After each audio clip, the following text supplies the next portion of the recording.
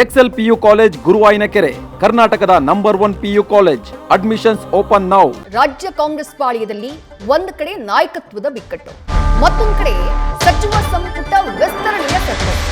ಮತ್ತೆ ಹೈಕಮಾಂಡ್ ಭೇಟಿಗೆ ಸಜ್ಜಾಗಿದ್ದಾರೆ ಹಿರಿಯ ಶಾಸಕರು. ಕಳೆದ ಒಂದೆರಡು ವಾರದ ಹಿಂದಷ್ಟೇ ದೆಹಲಿಗೆ ಹೋಗಿದ್ರು. ಹಲವು ದಿನಗಳ ಕಾಲ ದೆಹಲಿನಲ್ಲಿದ್ರು. ಹೈಕಮಾಂಡ್ ನಾಯಕರನ್ನ ಭೇಟಿಯಾಗಿ ಸಚಿವ ಸಂಪುಟ ವಿಸ್ತರಣೆ ಮಾಡಿ ಪುನರ್ರಚನೆ ಮಾಡಿ ಎನ್ನುವಂತಹ ಆಗ್ರಹವನ್ನ ಮಾಡಿದ್ರು. ಈಗ ಮೇ 4ರ ರಿಸಲ್ಟ್ ಬಳಿಕ ಮತ್ತೊಮ್ಮೆ ದೆಹಲಿ ಯಾತ್ರೆಗೆ ಪ್ಲಾನ್ ಮಾಡಿಕೊಂಡಿದ್ದಾರೆ.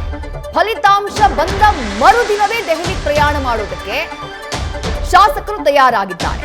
ಶತಾಯಗತಾಯ ಸಚಿವ ಸ್ಥಾನವನ್ನ ಪಡೆಯಬೇಕು ಅನ್ನೋದು ಇವರ ಪ್ರಯತ್ನ. ಹಲವು ಸಚಿವರನ್ನ ಕೈಬಿಟ್ಟು ತಮಗೆ ಅವಕಾಶ ಕೊಡಿ ಅಂತ ಕೇಳೋದಕ್ಕೆ ದೆಹಲಿ ಪ್ರಯಾಣ ಬೆಳೆಸುವುದಕ್ಕೆ ಮುಂದಾಗಿದ್ದಾರೆ. 3-4 ಬಾರಿ ಗೆದ್ದ ಶಾಸಕರು ಹೈಕಮಾಂಡ್ ಮುಂದೆ ಸಚಿವ ಸ್ಥಾನಕ್ಕಾಗಿ ಮನವಿಯನ್ನ ಮಾಡ್ತಿದ್ದಾರೆ. ಸಚಿವ ಸ್ಥಾನಕ್ಕಾಗಿ ಒತ್ತಡವನ್ನ ಹೇರುವಂತಹ ಕೆಲಸವನ್ನ ಮಾಡ್ತಿದ್ದಾರೆ. ಕಳೆದ ಕೆಲ ದಿನಗಳ ಹಿಂದೆ ಸುಮಾರು 30 ಶಾಸಕರ ಟೀಮ್ ದೆಹಲಿಗೆ ತೆರಳಿತ್ತು. ಈಗ ಮತ್ತೊಮ್ಮೆ ದೆಹಲಿ ಯಾತ್ರೆಗೆ ಸಿದ್ಧತೆಯಾಗಿದೆ.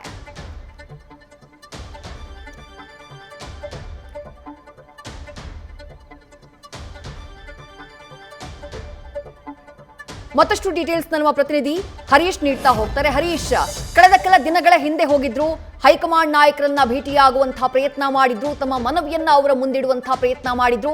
ಈಗ ಮತ್ತೊಮ್ಮೆ ಆದ್ರೆ ಇಲ್ಲಿ ಕುತೂಹಲಕ್ಕೆ ಕಾರಣ ಆಗ್ತಾ ಇರೋದು, ಯಾವ ಮೇ ತಿಂಗಳಲ್ಲಿ ನಾಯಕತ್ವ ಬದಲಾವಣೆಗೆ ಸಂಬಂಧಪಟ್ಟ ಹಾಗೆ ಕ್ಲೈಮ್ಯಾಕ್ಸ್ ಆಗ್ಬಿಡುತ್ತೆ, ಒಂದು ಕ್ಲಾರಿಟಿ ಸಿಕ್ಬಿಡುತ್ತೆ ಅನ್ನುವಂಥ ಚರ್ಚೆ ನಡೀತಾ ಇದೆಯೋ, ಅದೇ ಮೇ ತಿಂಗಳಲ್ಲಿ ರಿಸಲ್ಟ್ ನ ಮರುದಿನಾನೇ ದೆಹಲಿಗೆ ಹೋಗೋದಕ್ಕೆ ಈ ಶಾಸಕರು ಏನ್ ಪ್ಲಾನ್ ಅನ್ನ ಹಾಕೊಂಡಿದ್ದಾರೆ, ಇದು ಕುತೂಹಲಕ್ಕೆ ಕಾರಣ ಆಗ್ತಾ ಇದೆ. ಏನ್ ಡೀಟೇಲ್ಸ್ ಸಿಗ್ತಾ ಇದೆ ಹರೀಶ್? ವಿದೇಶರು ಬಹಳ ಮುಖ್ಯವಾಗಿ ರಾಜ್ಯ ರಾಜಕಾರಣದಲ್ಲಿ ಮೇ 4ರತ್ತ ಎಲ್ಲರ ಚಿತ್ತ ಹರಿದಿದೆ. ಸೊ ನಾಯಕತ್ವ ತಿಕ್ಕಾಟ ಜೋರಾಗಿರುವ ಹೊತ್ತಲ್ಲೇ ಕೂಡ ಮಗದೊಂದು ಕಡೆ ಸಂಪುಟ ಪುನರಚನೆ ಒತ್ತಡಗಳು ಕೂಡ ದಿನೇ ದಿನೇ ಹೆಚ್ಚಾಗ್ತಾ ಇದೆ. ಸೊ ಈಗ 30ಕ್ಕೂ ಹೆಚ್ಚು ಜನ ಹಿರಿಯ ಶಾಸಕರು ತಮಗೆ ಸಚಿವ ಸ್ಥಾನ ಸಿಗಲೇಬೇಕು ಅನ್ನುವಂಥ ನಿಟ್ಟಿನಲ್ಲಿ ಬಿಗಿಪಟ್ಟ ನೀಡಿದ್ದಾರೆ. ಈ ಹಿನ್ನೆಲೆಯಲ್ಲಿ ಕೂಡ ಫಲಿತಾಂಶ ಬಿದ್ದ ಬೆನ್ನಲ್ಲೇ ಕೂಡ ಅವರು ದೆಹಲಿಯತ್ತ ಪ್ರಯಾಣವನ್ನು ಬೆಳೆಸೋದಕ್ಕೆ ಈಗಾಗಲೇ ಕೂಡ ಸಿದ್ಧತೆಗಳನ್ನ ಕೂಡ ನಡೆಸ್ಕೊಂತಿದ್ದಾರೆ. ಮೇ 4ರಂದು ಫಲಿತಾಂಶ ಹೊರಬಿದ್ದ ಮರುದಿನವೇ ಅವ್ರು ದೆಹಲಿಯತ್ತ ಹೋಗ್ತೀವಿ ಅನ್ನುವಂಥ ನಿಟ್ಟಿನಲ್ಲಿ ಕೂಡ ಈಗಾಗಲೇ ಸಿದ್ಧತೆಗಳನ್ನ ಆರಂಭಿಸಿಕೊಂಡಿದ್ದಾರೆ. ಕೆಲ ದಿನಗಳಿಂದಲೂ ಕೂಡ 5-6 ದಿನಗಳ ಕಾಲ ದೆಹಲಿಯಲ್ಲಿ ವಾಸ್ತವ್ಯವನ್ನು ಹೂಡಿದ್ದ 30ಕ್ಕೂ ಹೆಚ್ಚು ಜನ ಶಾಸಕರು ಸೊ ಎಐಸಿಸಿ ಪ್ರಮುಖ ನಾಯಕನು ಕೂಡ ಭೇಟಿ ಮಾಡಿದ್ರು. ಮಲ್ಲಿಕಾರ್ಜುನ ಖರ್ಗೆ ಆಗಿರ್ಬೋದು, ಉಸ್ತುವಾರಿ ರಣದೀಪ್ ಸಿಂಗ್ ಸುರ್ಜೇವಾಲಾ ಅವರೆಲ್ಲರೂ ಕೂಡ ಭೇಟಿ ಮಾಡಿ ಸಂಪುಟ ಪುನಾರಚನೆ ಮಾಡಬೇಕು ಅನ್ನುವಂಥ ಒತ್ತಡವನ್ನು ಹಾಕಿದ್ರು. 3-4 ಬಾರಿ ಗೆದ್ದಿರತಕ್ಕಂತಹ ಶಾಸಕರಿಗೆ ಸಚಿವ ಸಂಪುಟದಲ್ಲಿ ಅವಕಾಶವನ್ನು ಕೊಡಬೇಕು ಈ ಬಾರಿ ಅನ್ನುವಂಥ ಬಿಗಿಪಟ್ಟ ನೀಡಿದ್ರು. ಈಗಾಗಲೇ ಕೂಡ ಸರ್ಕಾರ 3 ವರ್ಷ ಮುಗಿಯುವಂಥ ಒಂದು ಹಂತಕ್ಕೆ ಬಂದಿದೆ. ಬಾಕಿ ಇರುವಂಥದ್ದು 2 ವರ್ಷ. ಹಾಗಾಗಿ ಈ ಒಂದು ಹಂತದಲ್ಲಿ ಸಂಪುಟ ಪುನರಚನೆ ಮಾಡಲೇಬೇಕು, ತಮಗೆ ಅವಕಾಶ ಕೊಡಲೇಬೇಕು ಅನ್ನುವಂಥ ಬಿಗಿಪಟ್ಟ ನೀಡಿದ್ರು. ಇದೀಗ ಮತ್ತೊಂದು ಸುತ್ತಿನ ಒತ್ತಾಯವನ್ನ ಹೇರುವಂತ ನಿಟ್ಟಿನಲ್ಲಿ ಕೂಡ ಹಲವು ಶಾಸಕರು ದೆಹಲಿಯತ್ತ ತೆರಳೋದಕ್ಕೆ ಈಗಾಗಲೇ ಸಿದ್ಧತೆ ನಡೆಸಿದ್ದಾರೆ. ಸೊ ಒಂದು ಅಶೋಕ್ ಪಟ್ಟಣ ಆಗಿರ್ಬೋದು, ಜಯಚಂದ್ರ ಆಗಿರ್ಬೋದು, ಬಾಲಕೃಷ್ಣ ಆಗಿರ್ಬೋದು, ಸೊ ಸುಮಾರು 30ಕ್ಕೂ ಹೆಚ್ಚು ಜನ ಶಾಸಕರು ದೆಹಲಿಯತ್ತ ಪ್ರಯಾಣ ಬೆಳೆಸೋದಕ್ಕೆ ಸಿದ್ಧತೆ ನಡೆಸಿದ್ದಾರೆ ಅಂತ ಹೇಳಲಾಗ್ತಿದ್ದಾರೆ. ಹಾಗಾಗಿ ಹೈಕಮಾಂಡ್ ನಾಯಕರು ಮೇ 4ರ ನಂತರ ಸಂಪುಟ ಪುನರ್ರಚನೆಗೆ ಗ್ರೀನ್ ಸಿಗ್ನಲ್ ಕೊಡುತ್ತಾ ಅಥವಾ ನಾಯಕತ್ವ ಮತ್ತೆ ಸಂಪುಟ ಪುನರ್ರಚನೆ ಎರಡಕ್ಕೂ ಒಂದೇ ಟೈಮಲ್ಲಿ ತೀರ್ಮಾನವನ್ನು ಕೈಗೊಳ್ಳುತ್ತಾ ಅನ್ನುವಂಥ ಸಾಕಷ್ಟು ಕುತೂಹಲಕ್ಕೆ ಎಡೆ ಮಾಡಿಕೊಟ್ಟಿದೆ.